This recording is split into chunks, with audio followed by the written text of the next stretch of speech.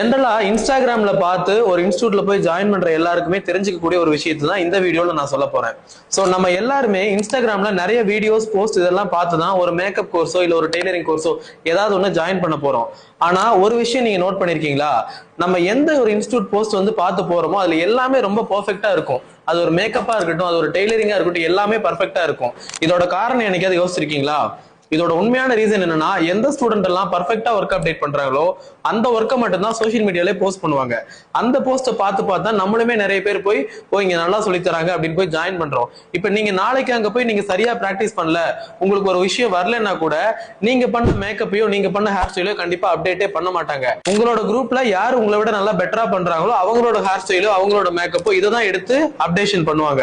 So இந்த உண்மை தெரியாதனாலதான் ஏகப்பட்ட பேர் திரும்ப திரும்ப போய் ஒரு வெல் நோன் இன்ஸ்டியூட்டா இருக்கு, ஒர்க் எல்லாம் நல்லா இருக்கு, இங்க ஜாயின் பண்ணுவோம் சொல்லி அமௌண்ட்டை வேஸ்ட் பண்றீங்க.